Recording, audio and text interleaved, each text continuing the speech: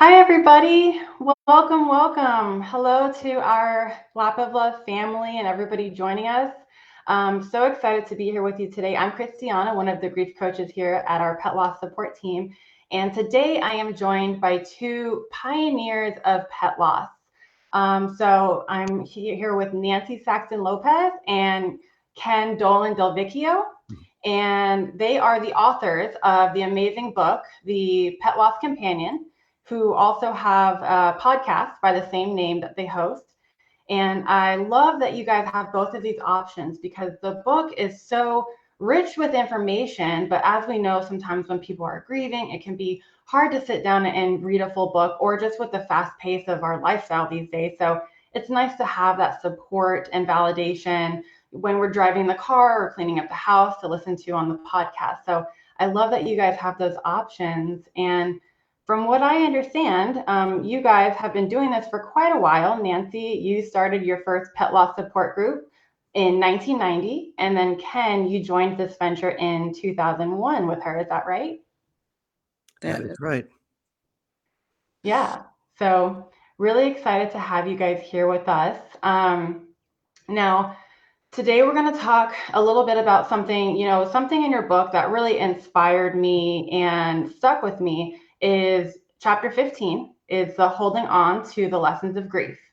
So that's kind of what we're going to be focusing on here today. But, in your book, you preface this chapter with saying that if you are in a really raw stage of grief, it might be best to come back to this chapter at a time when you're a little bit more open to that idea. So I'm going to say the same thing about this video today. So if you're in a really raw stage in your grief and you're listening to this, definitely it's okay if you want to come back at a time where you're more open to it. But I don't want to leave the people who are in that stage of grief with taking nothing from this. So if you guys want to quickly just tell us a few self-care tips on when somebody's in a very acute stage of grief, I'd love to hear some suggestions from you guys.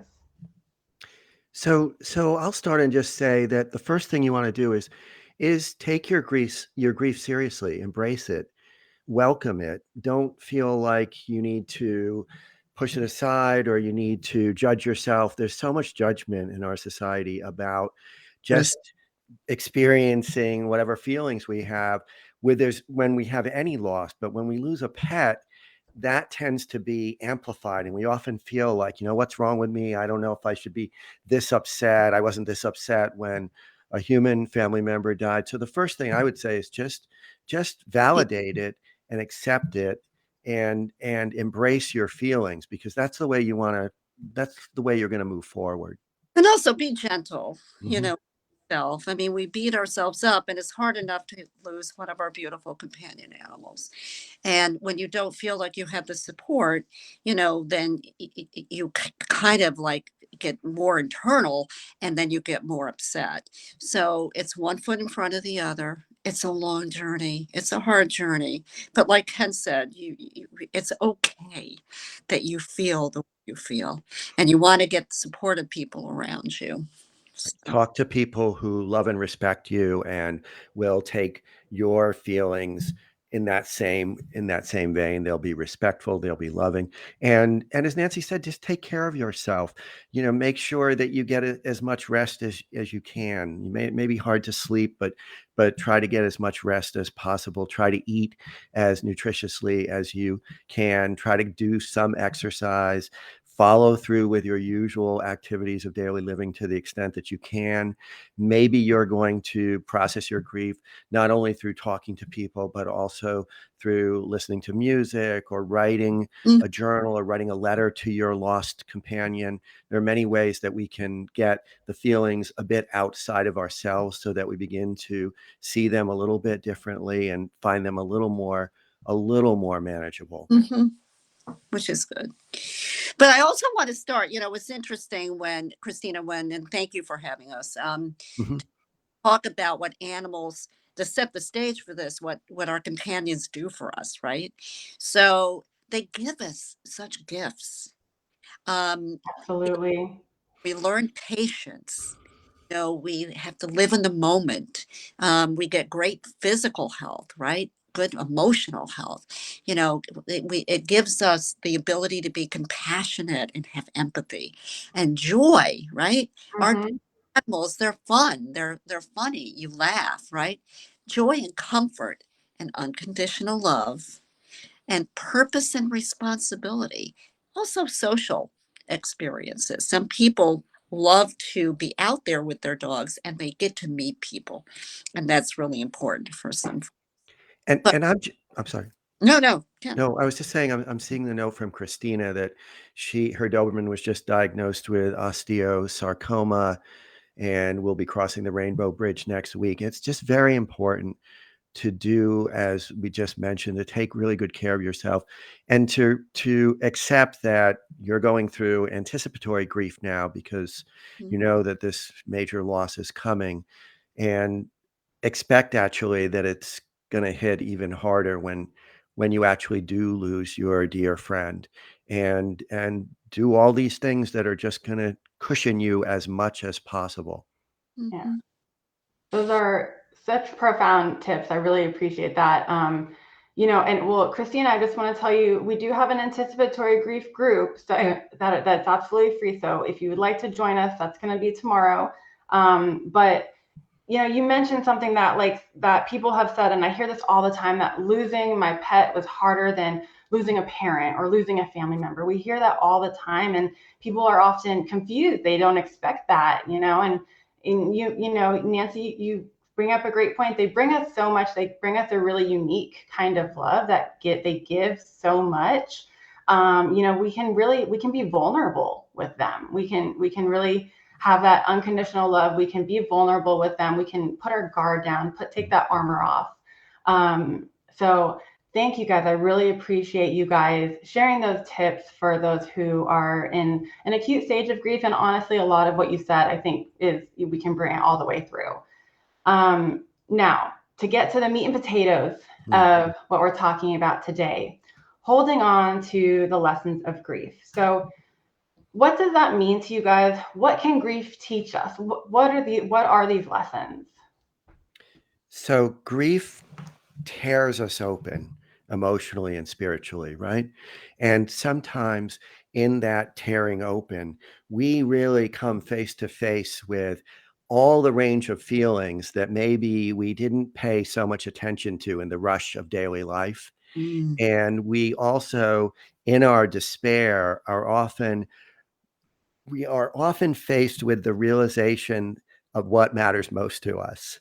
And for most people, that's relationships. That's the people who we love and are most connected to, the people, the animal companions, the things that matter. And so I remember when, and this was a human being, and the feelings can be very much the same across all kinds of major losses. When my dad died, I felt like I just cracked open emotionally and was able to connect even better with myself and with others going through the process of grief, and also learning how important all the things that and we were talking about just a few minutes ago, how important all those things about self-care are, that we absolutely have to take care of ourselves when we're grieving, or we're not going to be able to do much of anything.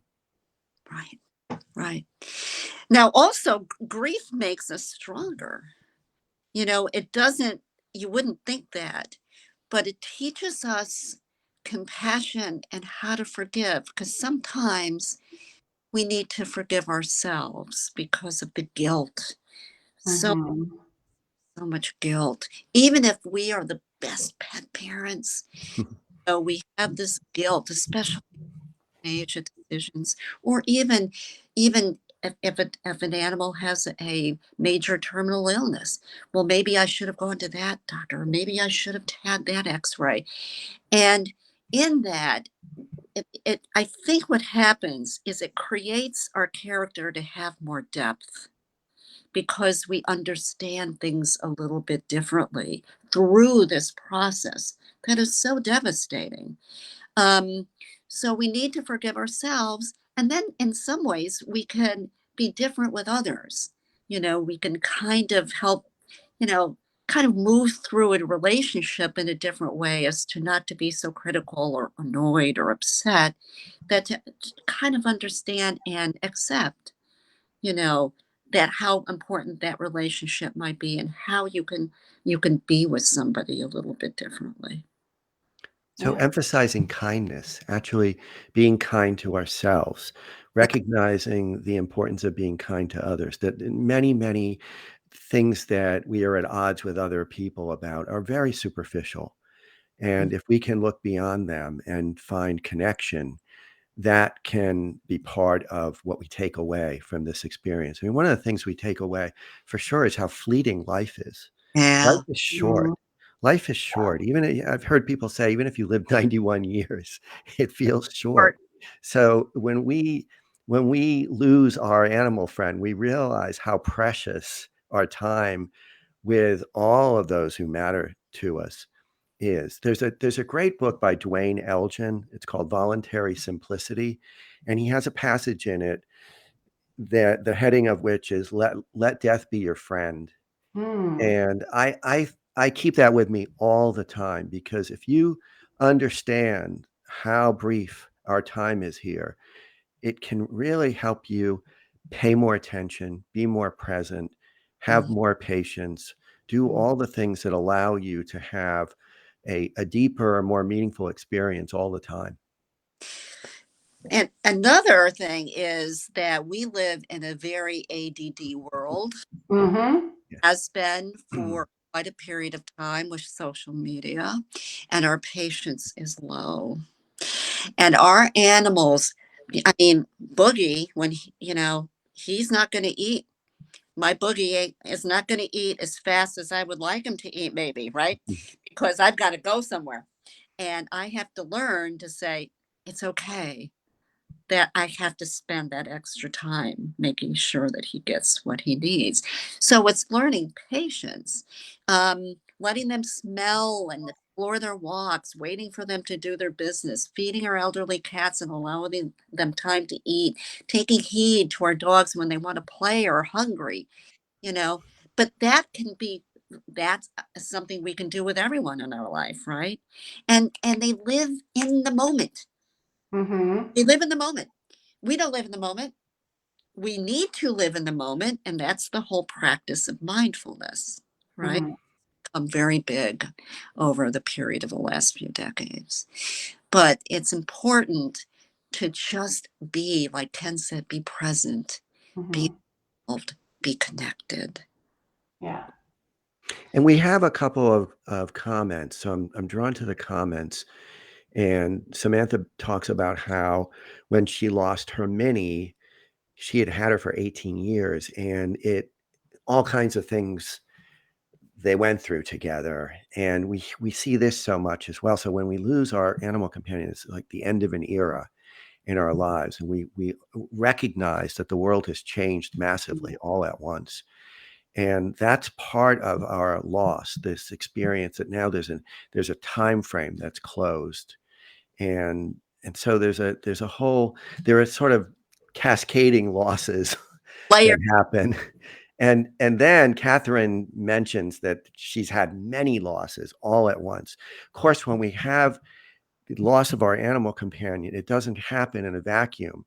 There might be a lot of other stressors that are either happening right at the moment or unfolding in the very near future. And so her question is, how do I do self-care? And It's a hard the way question. that I think about that is and I think Nancy said this earlier.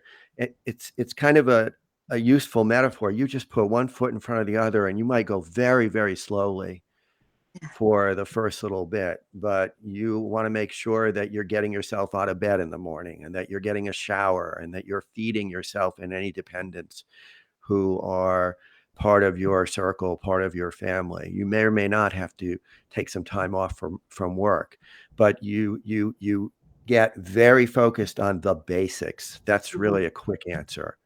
Yeah, that's Yeah. important. Thank you so much. And I think that you mentioned just putting one foot in front of the other, and that's what I say. One of my favorite quotes when it comes to this pet loss journey is, "The journey of 1,000 miles begins with a single step." And it reminds me that it's taken one single step at a time. And sometimes those are little steps, like, I brushed my teeth this morning. And sometimes they're big steps, like reaching out to a support group. But, just one step in front of the other. So thank you so much for answering this. And we will absolutely make sure that we get to everybody in the comments as well. But I do think something that you guys mentioned, it really bursts our heart open, and it makes us ask the existential questions of what really matters to me, is what I'm hearing from you. Now, do you think that these lessons that grief teaches us are inherent, or that we have to choose or be an active participant in learning these lessons? What happens is, I think some of it just opens up our eyes and opens up our hearts just to do something different. Now, it depends. It depends on the person. But it's important. This is important, and that's why we wrote this chapter, was that you can make your life so much more meaningful if you do understand that what you went through is something that can cause profound change for the better, relationships. Because that's, like Ken said in the beginning, it really comes down to that, right? So, and it's important for people to feel all those emotions, and you don't want to feel this. Who wants to grieve? They're really hard emotions to go through. And guilt is one of the hardest ones. And especially we have that a lot with our animals. But it's important you learn about your feelings, right? You can label them. You can start to know and understand them, which also helps you communicate, with your loved ones differently. Yeah, I think the words that come to mind, it's a quote from a long time ago, but the unexamined life is not worth living. Mm-hmm. And that if you can try to avoid your grief, you can turn away. I mean, we know people who make agreements that they will never speak the name of their lost loved one again, whether that is a dog or a cat or a person, and they try to plow forward as though it didn't happen. And it tends not to work. What tends to happen is the grief will affect you in other ways. You'll have signature stress symptoms, like you'll have stomach problems if that's where your stress goes, or headaches or backaches or whatever. So we think it's a good idea to allow yourself, like we said earlier, to embrace your grief, because if you do that, you will learn more about how to name your feelings and how to tolerate your feelings. And you will learn that you, in fact, have the strength to do that. And let's face it, being able to understand your feelings and identify them and be present with them and not feel like you have to stuff them and close them down, that is the currency of relating to others, as I think Nancy said. That's how we relate to other people, through empathy, through recognizing what they're going through.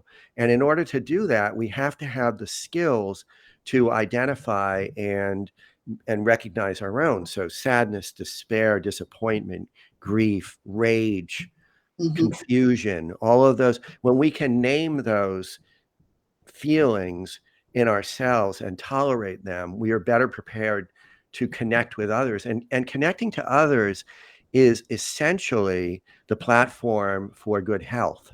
Yes. We know that through much research. Yes. And trying to be present with yourself, trying to take care of yourself, trying to know those feelings. And I also want to talk a little bit about control, because I think for us with our animals, Yes, please do. I mean, those little beings are dependent on us, right? So we take care of everything for them. And when they die, we all have this, like, well, I did everything I could. I did all these things, and why did they have to die, and why did they get sick? And so we have to understand, and this is a hard one, that we can't control everything, and we can't control their illness, and we can't control death. We can really control about this. and there's somebody here. I'm so glad they're saying this. Victoria is saying, feeling super defeated with mourning my dog, feeling sad for putting my dog to sleep on Monday, but there was no other option. I mean, almost nobody escapes euthanasia without feeling very mixed feelings about it, confusion, guilt. Did I do it at the right time? All kinds of what ifs, and it's wrenching. And what I'd like to say is, you need to just sort of accept that and tolerate it. One of the things that I think it's useful to tell people is when we lose a pet and we go through the trauma, often at the end of their lives, may or may not include euthanasia, we're receiving very painful news. Yeah. We're experiencing very painful news. And what grief amounts to in some measure is just emotionally chewing on this very painful news until ultimately it becomes a little older news, and we hold it in our head and we hold it in our heart in a way that is less extraordinarily intensely painful. And so, but many of us have to go through that over and over and over again. We have to revisit, should I have done that? Was it the right time? All the woulda, shoulda, couldas, and we exhaust ourselves with them, and we talk to other people about them, and eventually they lose a little bit of their power over our every single moment. They become less intense. I also want to piggyback on what Ken was saying before about how to take care of yourself, and it's important to embrace the grief. This is why when people don't do that, we see a lot of addiction because it's a coping, or we see a lot of somatic illness. So when you repress, those feelings have to go somewhere. And that's why we talk a lot about writing, because it moves you out of your feelings. And when you see them on paper, it's a little easier. And when we do our podcast, we have a lot of people that write in, and tell their stories. And sometimes they are very long, which is fine. I mean, it was so important for them to do that. They felt so much better afterwards. And share them, and we asked if we can. They then also go through it and appreciate that. And others resonate with it. So writing is really a gift to do. Yeah. And if you don't write, you might make a collage, you might make a scrapbook, you might write poetry. Some people will create a tape of songs that are evocative for them and help them cry, which is often a healing part of grieving. We have another question about, can you talk about knowing they're gone but feeling really crappy, not liking the house? And another part of it is, I want to put some energy into another cat, but not following through yet. So yeah, your life is gonna feel messed up Oh yeah. for a while. And so that's part of that sort of tolerance. And I know Nancy often talks about, well, maybe you do a little bit of rearranging Right. of the furniture, or maybe you come in a different door if your house has more doors than one. But ultimately, it comes down to, I think, a lot of just tolerating the discomfort of the newness in that emptiness. But the thing I really want to respond to as well is, if you can always insert more time before getting a new pet. Right. You don't want to rush into it. So there's often a lot of ambivalence, and I want to, but I'm not sure. Now is the time. You can always wait a little longer. It doesn't hurt. It doesn't hurt. And so don't feel like you have to rush into that. Some people have the norm of always having more pets. Like, I always have more pets. I get it works for me. It doesn't. Some people will get a new pet and then they'll feel like, oh my God, this is so stressful that it makes it even harder. Right now wasn't the right time. You don't want that to happen to you. So if you or another family member is saying, can we wait? Heed that advice, because there's time. There'll be a time where it will feel right if it doesn't feel right now. I mean, look, we had a lot of people in the groups over the years, and some people got an animal right away, right? The next Hmm. day or that week. Some waited 6 months, 9 months, a year, whatever it would Hmm. be. And some just never did it again. So they said the pain was too hard. It's all a matter of individual choice. But usually there will be a time when you kind of say, oh, okay, I think I want to look now. Yep. Yeah. Yep. And that feels better. Then we have to deal with the betrayal issues, right? Because as you're not Right. much Yeah. for the died, you go, oh, Grief sucks. It's really awful. I say that all the time. Sometimes I'm like, I can give you It's all the just that eloquent words in the betrayal. The world. And betrayal feelings are so, it's like, yeah, and our beloved friend would not feel betrayed. They would oh, want us to be okay. happy, but we have to really work on that yeah, sometimes. No judgment, no malice. In fact, go to animal communicators, and I've done that, and it was okay. It was okay that when you had to let me go, and yes, it's okay that you have another. You know, yeah. you can love somebody else like you loved us. They hold no. They're not critical. These beings are just, they don't hold malice or judgment. You know, Right. And I love what you said about grief just sucks, because yeah, I say all the time, like, I can give you all the eloquent words in the world, Yeah, but sometimes it comes down to like, it just awful. yes, sucks. It It hurts and it's hurts. hard. It hurts. And those are just the best words that we can use. Now, I know that we're short on time, but I do want to ask one more question. How would you guys suggest holding on to these lessons? Because I know sometimes the further we get away from our loss and get caught up in, like you said, this ADD world that we live in, sometimes it can be hard to hold on to those lessons. And I know you mentioned something in your book about living mindfully and purposefully, and I'd love for you to kind of expand a little bit on that. So one of the things that we've heard from a few people is that they make a point of reaching out to those who they love with regularity.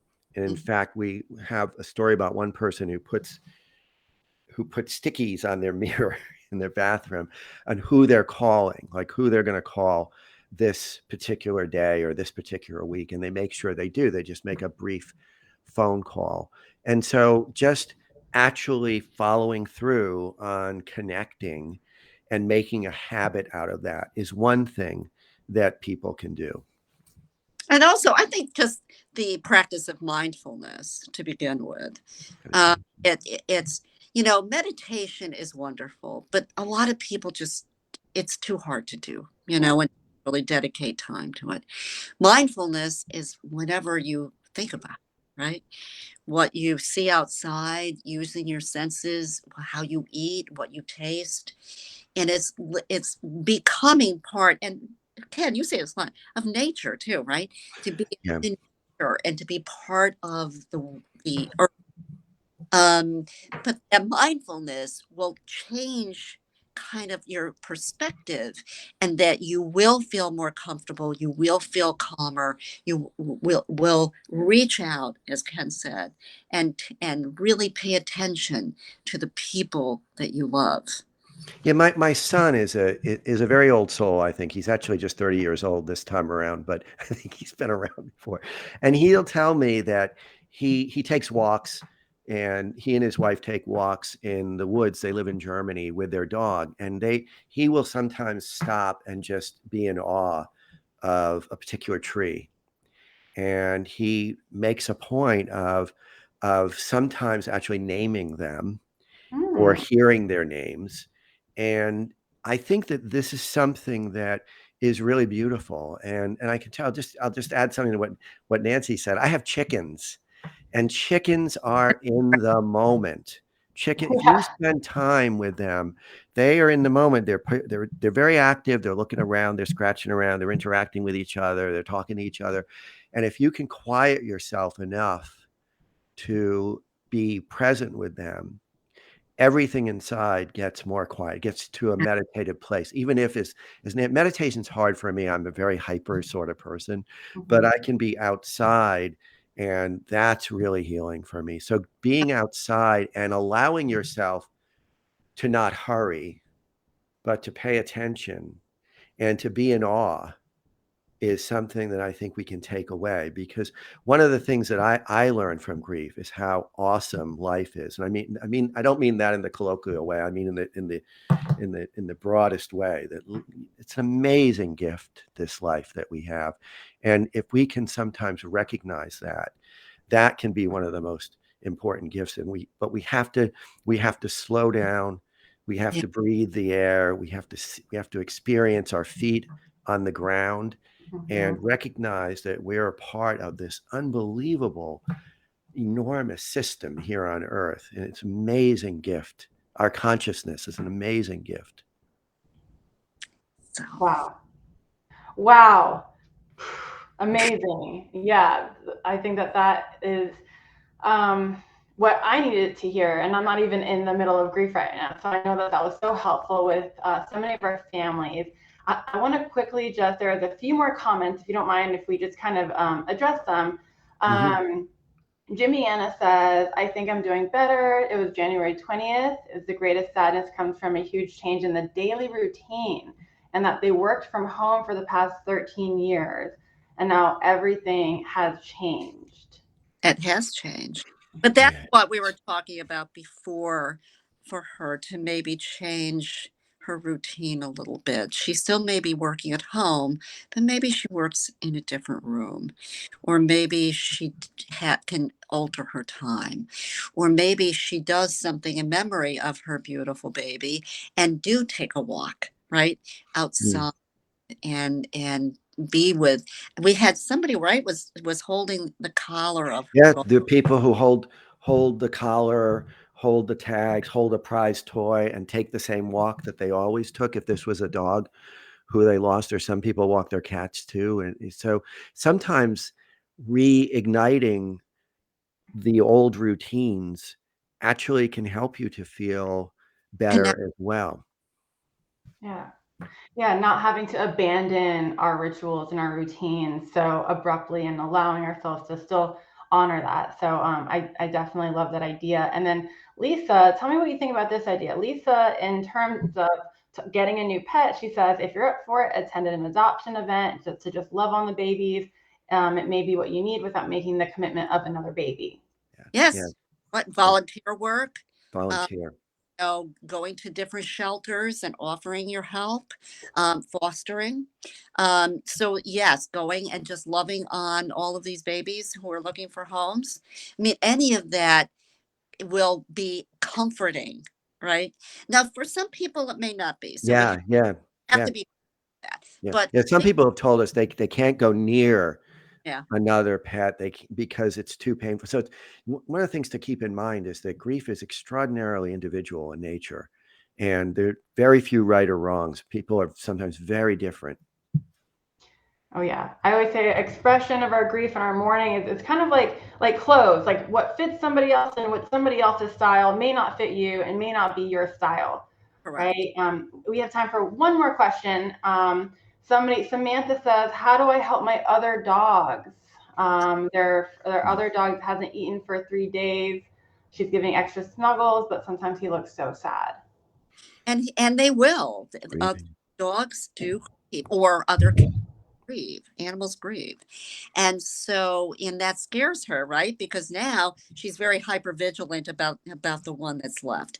So, and we see that all the time. If one's died, oh my God, what's going on with our other animals. Um, and she's giving him a lot, or her a lot more love, and that's perfectly fine. And maybe some different treats, Yeah. or a cappuccino or something to kind.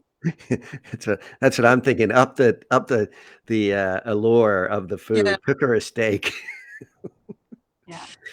but if that continues, obviously, to see Yeah. it. Then But you want to take it to the vet. Yeah. otherwise, and it's sad. It's sad to watch. You're sad, and you're watching your other companion animal be sad too, and Yeah. that's Hard. When our babies suffer, we suffer, right? That's how it feels. And I'll just add to that also sticking with routine as much as possible. Sometimes it's easier said than done, but if breakfast was at a certain time, try to keep that routine for them as well. But thank you guys Of course. so much No, for thanks taking for the the opportunity. time, yes, to sit with us today and just, share your wisdom with our families. And I think that this is just really, like I said, it's the meat and potatoes. It's really so helpful for myself to learn from you guys. I really feel like us at the Pet Loss Support Team are standing on the shoulders of giants with the information and just like all the resources that you have been able to offer. So I just want to thank you guys for all that you do.